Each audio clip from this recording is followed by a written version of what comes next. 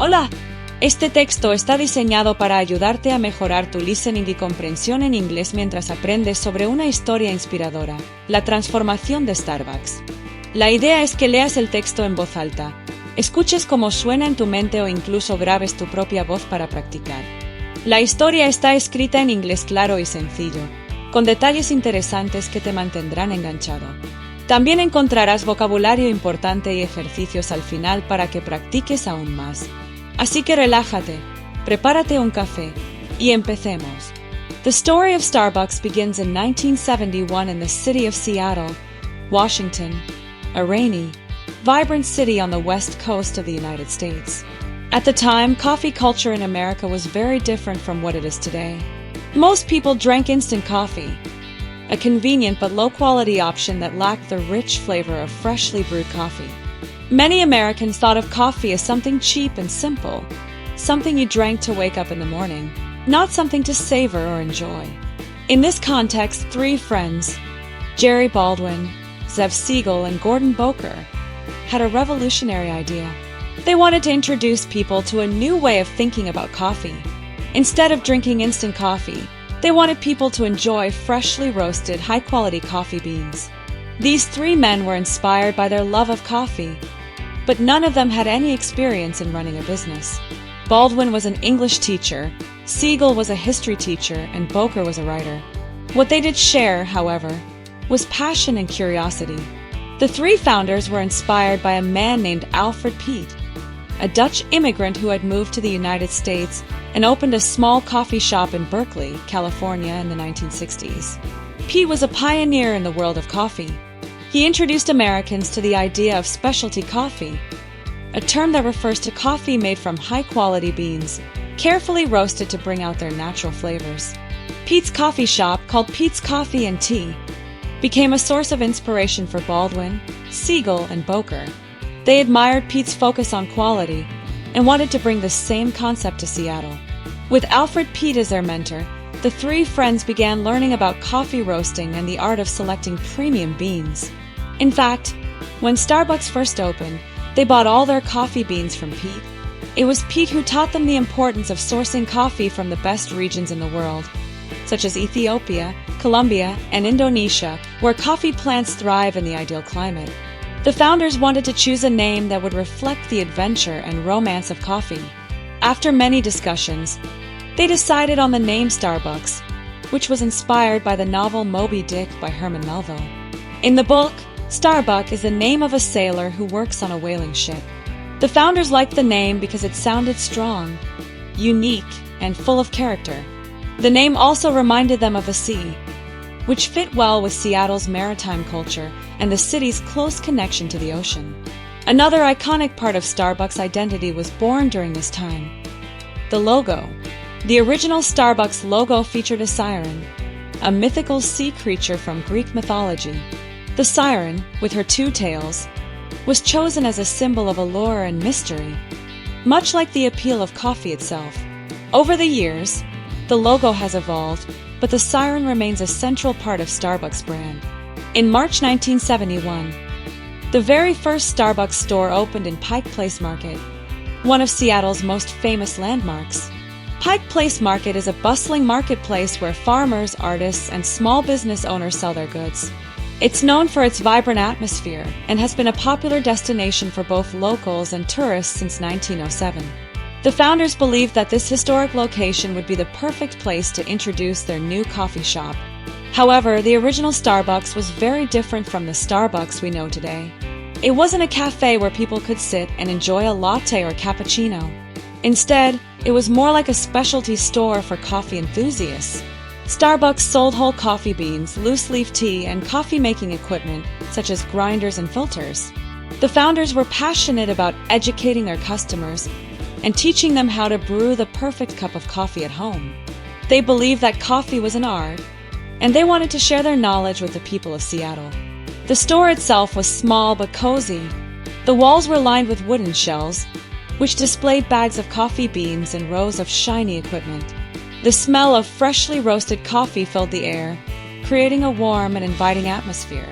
Customers would often stop by to ask questions about the different types of beans or the best brewing methods. The founders loved sharing their expertise and helping people discover the joy of high-quality coffee. In the 1970s, coffee wasn't yet a social experience in the United States. There were no coffee shops where people could gather to work, relax, or chat with friends. Instead, coffee was something you made at home or drank quickly at a diner. Starbucks wanted to change that by introducing people to a deeper appreciation for coffee. They believed that coffee had the power to bring people together and create meaningful experiences. The founders were also committed to sourcing their coffee beans ethically and sustainably, even in the early days of the company. They wanted to build strong relationships with coffee farmers and ensure that they were paid fairly for their work. This focus on quality and responsibility would later become a cornerstone of Starbucks' mission. At first, Starbucks grew slowly. For several years, it was just one store in Seattle. The founders didn't have big dreams of expanding across the country or becoming a global brand. They were more focused on perfecting their craft and sharing their passion for coffee with their community. By the late 1970s, Starbucks had opened a few more stores in Seattle, but it was still a small local business. The company was known for its high standards and dedication to quality, but it wasn't yet a household name. However, things were about to change in the next decade, thanks to a man named Howard Schultz, who would take Starbucks to a whole new level. Here are some key words and phrases from this chapter to help you expand your vocabulary. Instant coffee. Café instantáneo. Example. Many people used to drink instant coffee, but it doesn't taste very good. Coffee beans. Granos de café. Example. Starbucks sold freshly roasted coffee beans. Roast. Tostar. Example. Coffee tastes better when the beans are freshly roasted. Premium. De alta calidad. Example. Starbucks focused on selling premium coffee. Equipment. Equipo. Example. The store sold coffee-making equipment like grinders and filters. Brew. Preparar café o té. Example. They taught customers how to brew the perfect cup of coffee at home. Ejercicios de práctica.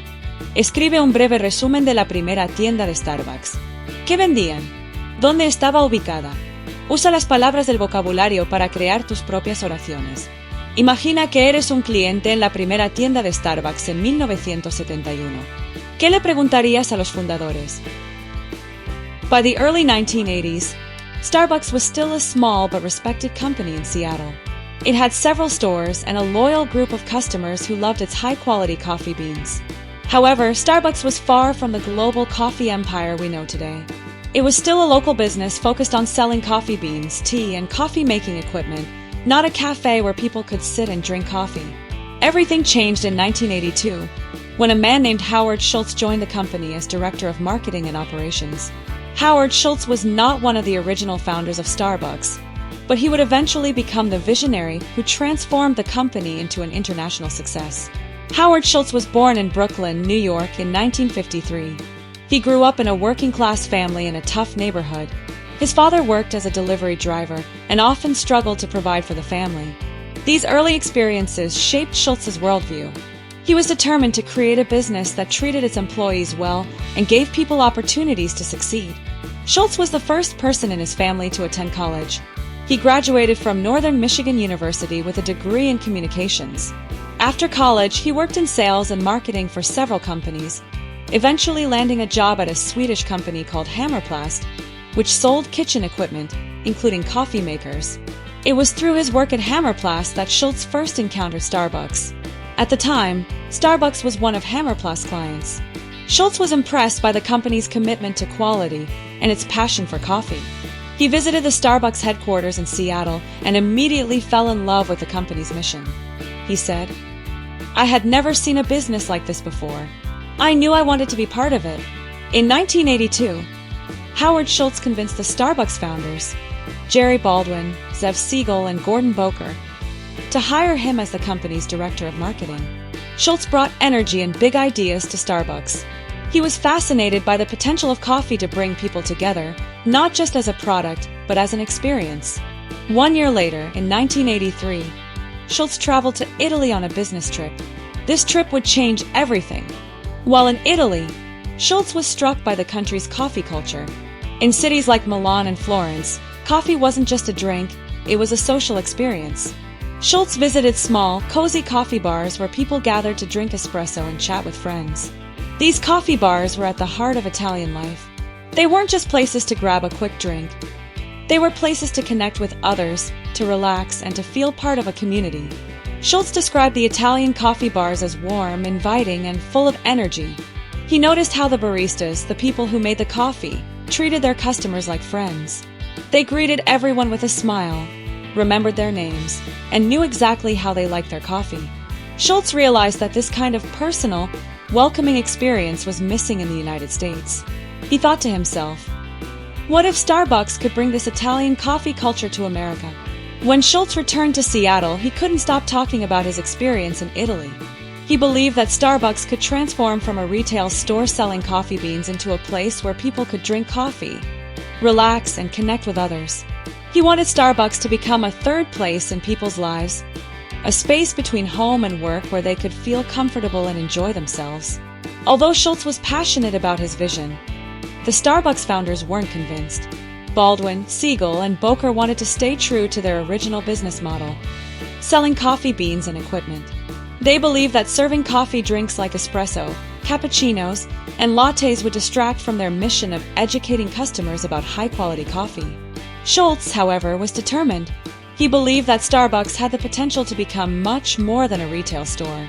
Eventually, Schultz realized that if he wanted to bring his vision to life, he would have to do it on his own. In 1985, Schultz left Starbucks and started his own coffee company called Il Giornale, pronounced Il Giornale, which means the daily in Italian. The name was inspired by Italian coffee bars and newspapers, which Schultz often saw people reading while enjoying their espresso. Il Giornale was Schultz's opportunity to bring Italian-style coffee culture to the United States. He opened his first coffee bar in Seattle, and it quickly became popular. The shop served espresso-based drinks like lattes, macchiatos, and cappuccinos. Schultz focused on creating a welcoming atmosphere where customers could relax, chat, or work. One key to Il Giornale's success was Schultz's attention to customer experience. He wanted every customer to feel special. Baristas were trained to be friendly and attentive, and the coffee bars were designed to feel warm and inviting. This focus on hospitality would later become a core part of Starbucks' brand. In 1987, Schultz had an unexpected opportunity. The original Starbucks founders decided to sell the company. They were ready to move on to other projects, and they offered Schultz the chance to buy Starbucks for $3.8 million. Schultz didn't hesitate. He raised the money by convincing investors that Starbucks had enormous potential. With the help of these investors, Schultz bought Starbucks and combined it with Il Giornale. From that moment, Schultz became the CEO of Starbucks, and his vision for the company began to take shape. Under Schultz's leadership, Starbucks underwent a massive transformation.